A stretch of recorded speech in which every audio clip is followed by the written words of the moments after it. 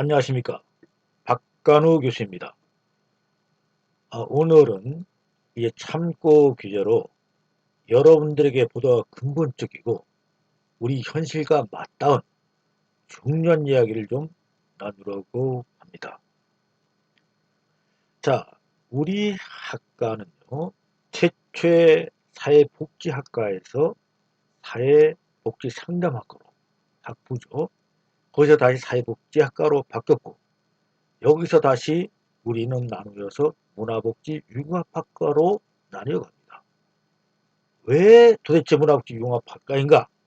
문화복지융합학과가 아니면 안 되는 것인가 하는 것을 여러분들에게 인문학적으로 풀어드리려고 합니다. 굉장히 중요한 얘기죠. 자, 문화복지는요, 문화 플러스 사회복지 플러스 상담이라는 의미를 담고 있습니다. 즉, 문화와 사회복지와 상담이 융합을 뜻하는 것인데요. 그러면 여러분들, 이것은 이것으로만 끝나는 것이 아니라 이 문화와 사회복지와 상담의 근저에는 교육이라는 것이 뒷받침되는 겁니다. 교육이 뒷받침되지 않은 문화복지는 있을 수가 없습니다. 즉, 문화와 사회복지와 상담이라는 융합 학문에는 이 근저에는 교육이 깊게 우리내고 있다는 뜻입니다. 이러한 생각을 가지고요, 우리의 교육은 반드시 필히 변화돼야 합니다. 그럼 어떠한 변화가 요구되느냐? 이것을 여러분들에게 말씀드리려고 합니다. 제가 지난번에 우리 학교가 유원대학교라고 설명드렸고요. 우리 학교의 유원대학교는 굉장히 내명이 잘 되어 있다는 제가 말씀을 드렸습니다. You are the only one입니다. 유원은 You are the only one이 약자입니다. 이 뜻은 당신은 유일한 존재입니다. 어떠한 유일한 존재이냐? 이 세상에서 가장 최고의, 최선의 그러한 분이라는 뜻입니다. 이러한 You are the only one이 된다는 뜻입니다.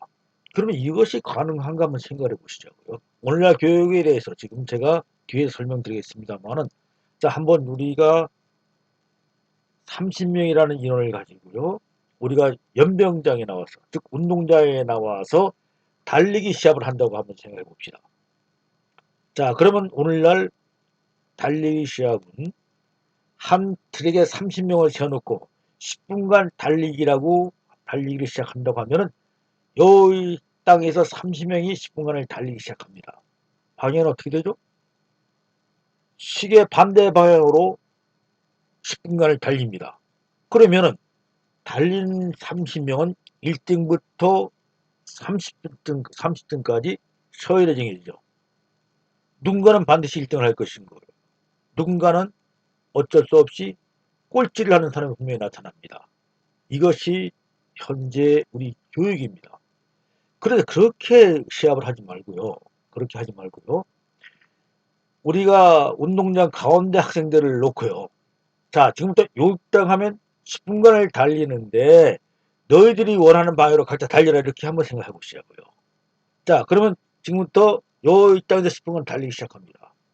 달리는 모든 사람들은 방향이 다릅니다. 자, 그럼 10분간이 끝났을 때 땡 하면은 어딘가 가 있을 겁니다. 자, 그러면은 여러분, 여기에는 누가 1등입니까? 누가 꼴찌입니까? 여기는 전부 다 1등입니다. 이 전부 다 1등하는 이 교육, 이것이 바로 You are the only one이 지향하는 것이라는 겁니다. 그럼 조금 더 세부적으로 이제 우리 교육 현실과 앞으로 어떻게 돼야 되는지, 왜 문화복지 융합인가를 한번 설명해 드리도록 하겠습니다. 우리 교육 현실 제도를 잠깐 볼까요? 자, 여기 여러분들 그림에 보면은요, 어떻습니까? 여기 원숭이도 있고 새도 있고 물개도 있고요, 코끼리도 있고, 심지어는 어항이든 금붕어도 있습니다. 뭐 여기 개도 있는데요. 이러한 여러 재능이 다른 동물들을 쭉 세워놓고요. 자, 저 뒤에 있는 나무에 올라가는 그런 선발 시험을 치릅니다. 자, 선발관이 뭐라고 얘기하는 거면요. 자, 공정한 선발을 위해 모두가 동일한 시험을 치러 합니다. 저 뒤에 있는 저 나무에 오르세요. 이렇게 여러분들 시험 문제를 내고 선발을 했다고 칩시다. 여기 누가 1등 하나요?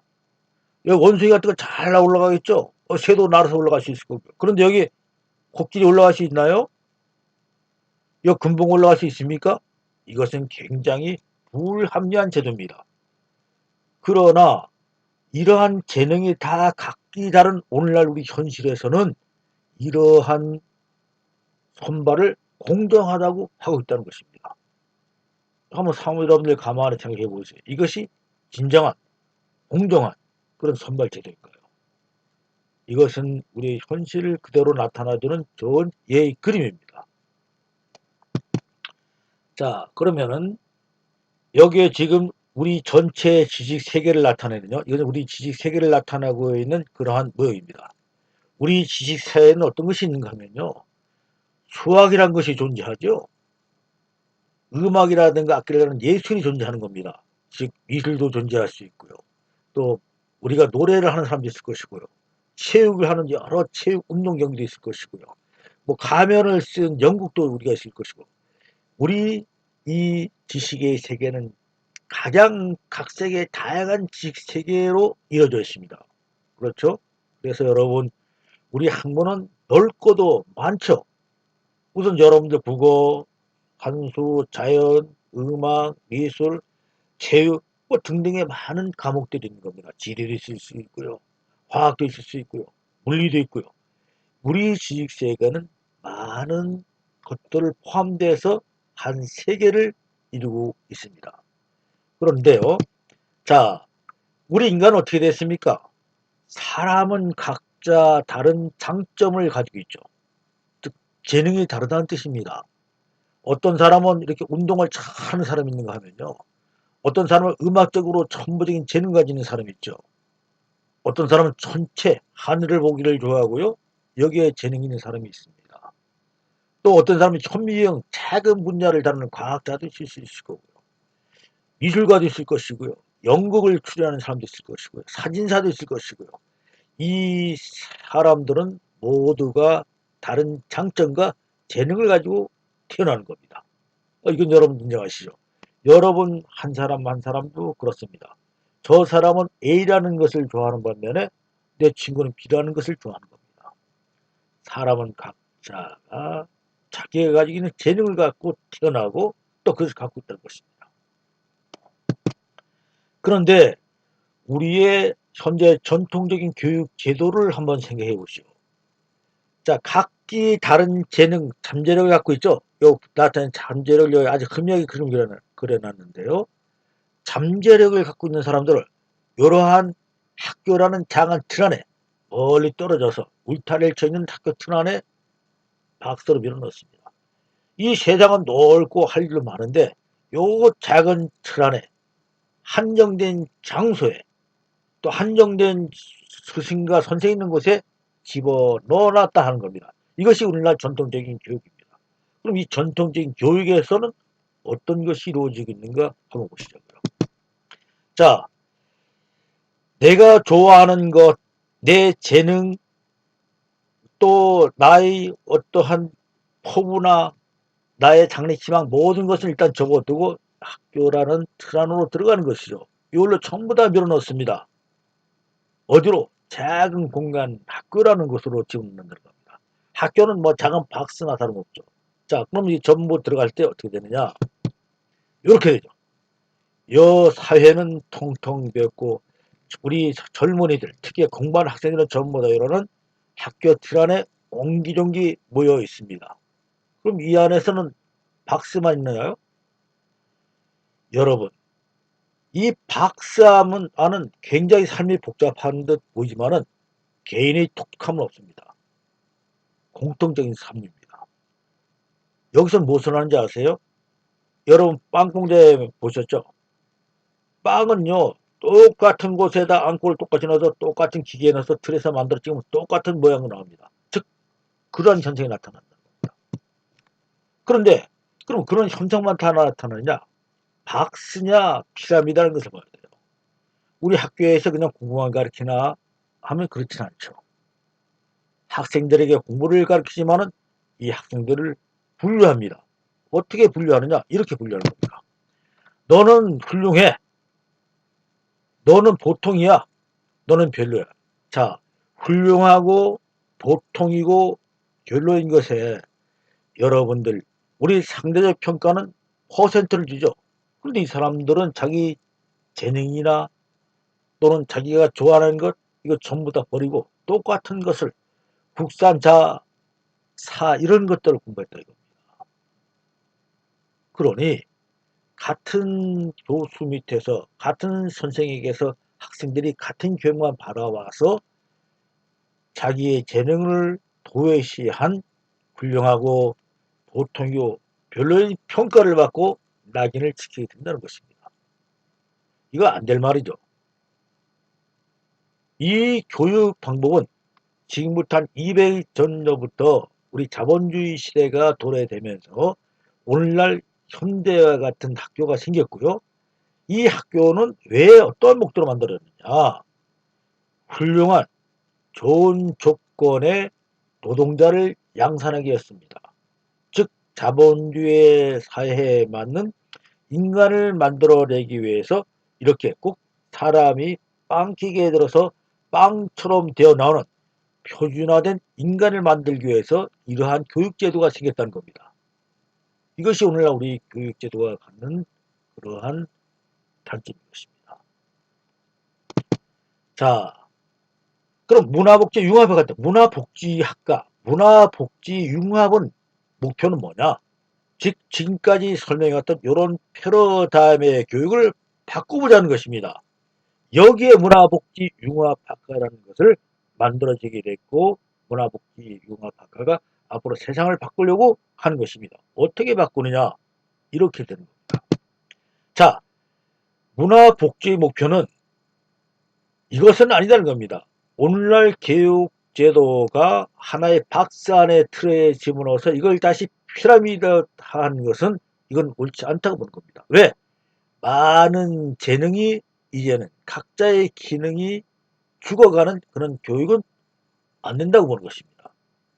창의적이지 못하다는 것이죠. 그래서 우리는 장점 학습을 통해서 감성 지능이 향상되고요.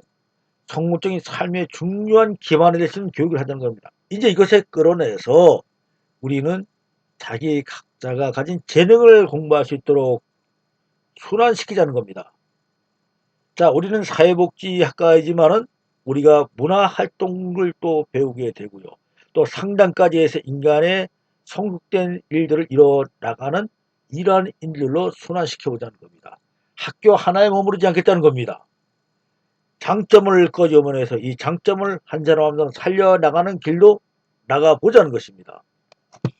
그래서요, 기존 교육이 이렇게 피라미드화되어 있고 박산 속에서 우리 개인의 재능이나 창의성이 도외시되었다면 문화복지융합학과의 교육이라는 것은 이런 피라미드에서 떨어져 나와서 서로의 재능을 살려주고 이 재능을 통해서 자기 삶에 도움을 주는 교육을 시키겠다는 겁니다. 그래서 이 박스에서 나와서 우리 사회 전체가 가진 재능을 제대로 발휘할 수 있는 교육으로 나가서 그야말로 유아 더 엉리 원이 교육을 하는 것이 바로 문화복지융합학과가 꿈꾸는 그런 것입니다.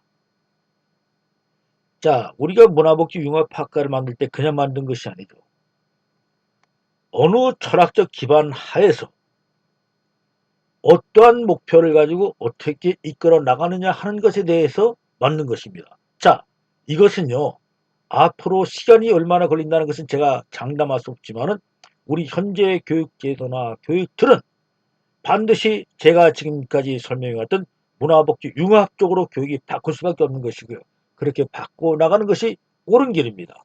그렇게 바뀔 것입니다. 내가 더 많은 예를 들었으면 좋겠는데요. 이것이 우리가 문화복지 융합학과로 갈 수밖에 없는 이유이다 이것입니다. 그리고 우리 학교가 유아도 응용 유원대학교의 목표에 부합되는 교육이다 이것이고요. 우리는 작지만은 이 걸음을 걷겠다는 것입니다. 물론 이것이 어떠한 철학적 기본이나 모든 교수님들이 갖고 있었다고는 생각하지 않지만 이제 우리 교수님들도 이것을 이해해야 되고요. 또 이것을 실천해야 되는 것이며 우리 학생들도 문화복지융합학과가 가는 길은 저기로구나. 이제 우리가 저렇게 변하겠구나 하는 것들은 본인들이 생각을 해야 된다는 것입니다. 그래서 제가 오늘은 조금 더 우리 문화복지융합학과가 나가는 길에 있어서 어떻게 나가야 할 것인가를 여러분들에게 설명하는 기회를 가졌습니다. 그래서 오늘날이 세상은 마을 단위 또는 도시 단위로서 학습 공동체로서의 도시를 꿈꾸고 있습니다. 자, 그래서 저는 이제 영동에서 아산 시대를 맞이하면서 아산과 천안의 학습 공동체 도시로서의 여러 가지 지역의 이점을 충분히 살려보려고 합니다. 그래서 도대체 천안과 아산은 우리 문화복지 융합학교에 어떤 도움이 될 수 있는가를 저는 유심히 살펴보고요. 우리가 활용할 수 있는 이러한 공동체 도시 속에 들어갈 수 있도록 그렇게 노력해 보겠습니다. 우리 삶이라는 것은 우리가 사는 것은 교육도시 즉 커다란 학교로서의 도시를 형성해야 된다고 보는 겁니다. 좁은 공간이 아니라 넓은 공간으로 끄집어내서 여기에서 우리의 재능을 충분히 살릴 수 있는 그런 교육의 전환 이것이 바로 급선무가 된다는 의미입니다. 여러분 제가 여기에 마지막 결론처럼 써놨는데요. 아무리 지식이 뛰어나고 우수한 기술을 보유하고 있어도요. 태도나 행동감이 부족하다면 여기에 물이 고이지 않죠. 이 그림처럼 태도가 부족한 사람에게 어떠한 방법으로 우수한 지식이나 또는 기술을 고청한다 해도 이 태도에 의해서 성과는 좌우되는 것입니다. 그래서요. 태도가 되어 있는 사람에게 일을 하는 기술이 부족한 조직원도 있습니다. 이런 불의 조직원들은 기술에 의해 성과가 좌우되죠. 기술이 부족해도 마찬가지다 이런 뜻입니다. 물론 바닥에 구멍이 나 있다면 즉 행동이 뒤따르지 않는다면 이 바닥은 좀 행동입니다. 여기 구멍이 나 있다면 물이 고이지 않죠.